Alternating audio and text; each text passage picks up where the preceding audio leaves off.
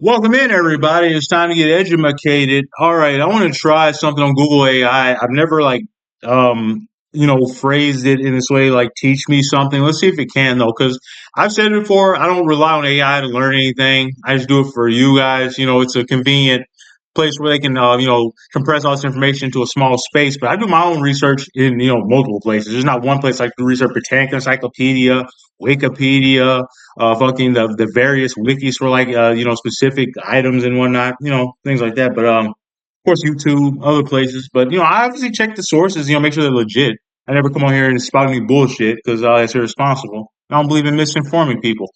But anyways, I'm gonna see if this thing can teach us. All right, teach me the four principles of flight, like what I guess aerodynamics. Because we need to start with I talk about planes a lot.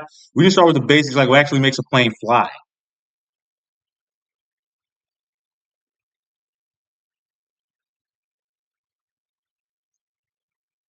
Hey, it gave me exactly what I wanted. Perfect. Okay. Lift, weight, thrust, and drag. Okay. Let's learn.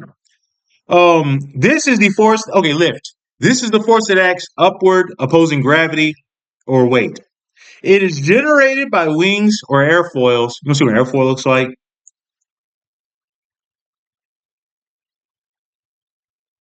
There's one for like every basically every device that acts upon flight. Like if you think of like the rotors on a helicopter, they have an airfoil.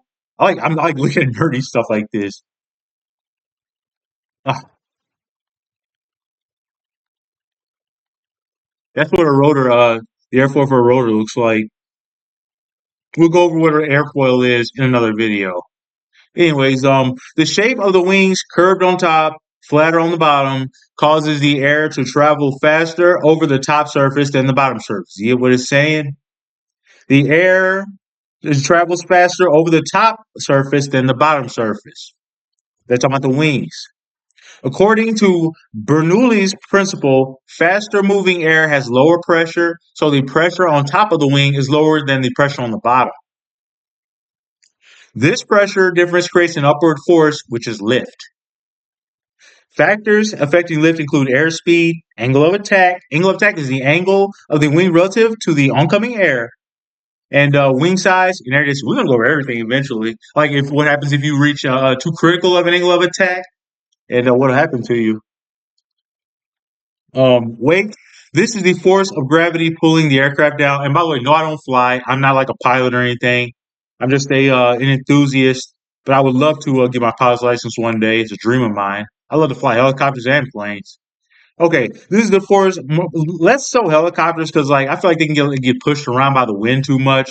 Like I just don't. I don't like. I feel like I have more control in a plane, like a Cessna or something to start off.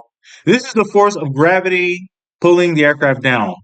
It acts in a downward direction toward the center of the earth. To fly, an aircraft's lift must be greater than the weight.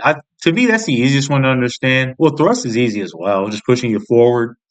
This is the force that propels the aircraft forward. It opposes drag. Thrust is produced by the aircraft's engines, like the jet engines are propelled. Jet engines, well, we're going to do a video on that as well. Jet engines, we cover every facet of flight basically, and the plane itself.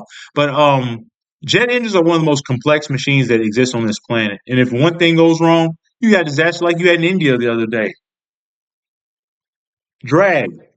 Okay, bad things can happen if there's too much drag. This is the force that opposes the aircraft's motion through the air. It acts in a rearward direction, pushing you back. Drag, so you need an equilibrium.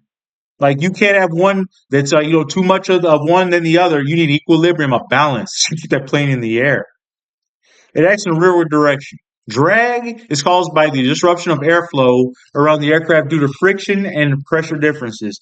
Factors affecting drag include air density, the aircraft shape, air speed, and how much lift is being produced. In summary, lift and weight are opposing forces acting vertically, easy to understand, vertical, up and down. Thrust and drag are opposing forces acting horizontally, side to side. For an aircraft to maintain straight and level flight, the lift produced must, yeah, guys, that's that word, equilibrium, balance. Everything in life is about balance must equal the weight, and the thrust produced must equal the drag. You see it? One's got to equal the other, or bad things will happen. Like you might stall. These forces work together to determine aircraft trajectory. All right, guys, that's it. Those are the four principles of flight: lift, weight, thrust, and drag. See ya.